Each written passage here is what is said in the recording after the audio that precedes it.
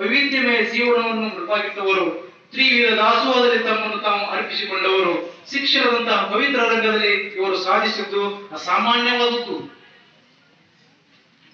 ನಾಡಿನಲ್ಲಿ ಅನೇಕ ಮಾಧ್ಯಮಿಕ ಶಾಲೆಗಳು, ಕಾಲೇಜುಗಳು, ಪ್ರಸಾದ ನಿಲಯಗಳು, ಬಿಎಲ್ಡಿಯಂತಹ ದೊಡ್ಡ ದೊಡ್ಡ ಶಿಕ್ಷಣ ಸಂಸ್ಥೆಗಳು ಶ್ರೀ ಮಠದ ಪ್ರಯತ್ನದ ಫಲವಾಗಿ ಲೀಲಾಜಾಲವಾಗಿ ಇಂದು ಕೀರ್ತಿ ಪತಾಕೆಯನ್ನು ಎತ್ತಿ ಮೈ ಬೆಳೆದು ನಿಂತಿವೆ. ಬಹುಮುಖ್ಯವಾಗಿ ಧಾರ್ಮಿಕ ಜಾಗೃತಿಗಾಗಿ, ಜನೋದ್ಧಾರಕ್ಕಾಗಿ ನಾಡಿನ ಹಳ್ಳಿಗಳಲ್ಲಿಯೂ ಅಹೋರಾತ್ರಿ ಸಂಚರಿಸಿ ತಮ್ಮ ಬಹುಮುಖ್ಯ ಜೀವನದ ಪವಿತ್ರ ಸಮಯವನ್ನು ಸವಿಸಿದವರು ಲಿಂಗೈಕ್ಯ ಶ್ರೀ ಸಂಗನ ಬಸವ ಶಿವಯೋಗಿಗಳು ಹಾಗೂ ಶ್ರೀ ಮಠದ ಪ್ರಸ್ತುತ ಪೀಠಾಧಿಪತಿಗಳಾಗಿರುವಂತಹ ಶ್ರೀ ವೃಷಭಲಿಂಗ ಅಪ್ಪನವರು.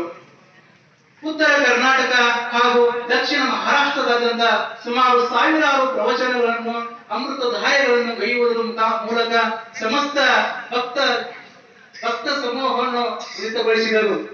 ಈಶಭಕ್ತಿ, ದೇಶಭಕ್ತಿ ಎರಡನ್ನೂ ಒಂದಾಗಿ ಉಳಿಸಿಕೊಂಡವರು.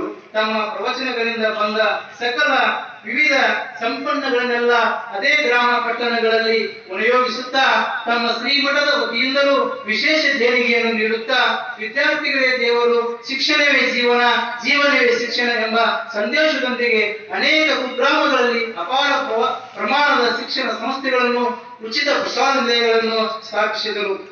ಭಾರತವು ಬ್ರಿಟಿಷರ ಕಪಿಮುಷ್ಟಿಯಲ್ಲಿ ಸ್ವಾತಂತ್ರ್ಯಕ್ಕಾಗಿ ಪರದಾಡುತ್ತಿರುವ ಕಾಲವದು. ಲಿಂಗೈಕ್ಯ ಶ್ರೀ ಸಂಗನ ಬಸವ ಮಹಾಶಿವಯೋಗಿಗಳು ತುಂಬ ತಾರುಣ್ಯದ ಯುವಕರು. ತಮ್ಮ ಪುರಾಣ ಪ್ರವಚನಗಳ ಪ್ರಾರಂಭದಲ್ಲಿ ಭಾರತ ಸ್ವತಂತ್ರ ಪರ ದೇಶಾಭಿಮಾನದ ನುಡಿಗಳನ್ನು ಹೇಳಿ ಬಂಧಿತ ಭಾರತ ಮುಕ್ತಗೊಳ್ಳಲು ಎದ್ದೇಳಿರಿ, ಮುನ್ನಡೆಯಿರಿ ಎಂದು ಹೇಳುತ್ತಾ ಸ್ವತಂತ್ರ ಚಳವಳಿಗೆ ಪ್ರೋತ್ಸಾಹ ನೀಡಿದರು. ಕರ್ನಾಟಕದ ಗಾಂಧಿ ಶ್ರೀ ಹರ್ಡೇಕರ್ ಮಂಜಪ್ಪನವರಿಗೆ 1925ರಲ್ಲಿ ಲಿಂಗ ದೀಕ್ಷೆಯನ್ನು ನೀಡಿ ಶ್ರೀ ಹರ್ಡೇಕರ್ ಮಂಜಪ್ಪನವರಿಂದ ರಾಷ್ಟ್ರ ಧರ್ಮ ದೀಕ್ಷೆಯನ್ನು ಪಡೆದು ಬಂಧನವಾದ ಶ್ರೀಮಠವು ಕೇವಲ ಧಾರ್ಮಿಕ, ಆಧ್ಯಾತ್ಮಿಕ, ಶೈಕ್ಷಣಿಕ ಕ್ಷೇತ್ರಗಳಿಗೆ ವಿಜಯಪುರ ಜಿಲ್ಲೆ ಮತ್ತು ಕರ್ನಾಟಕ ರಾಜ್ಯಕ್ಕೆ ಅಷ್ಟೇ ಸೀಮಿತವಲ್ಲ, ಅಖಂಡ ಭಾರತದ ಸರ್ವೋದಯವು ಶ್ರೀಮಠದ ಧ್ಯೇಯವಾಗಿದೆ ಎಂದು ತೋರಿಸಿಕೊಟ್ಟವರು.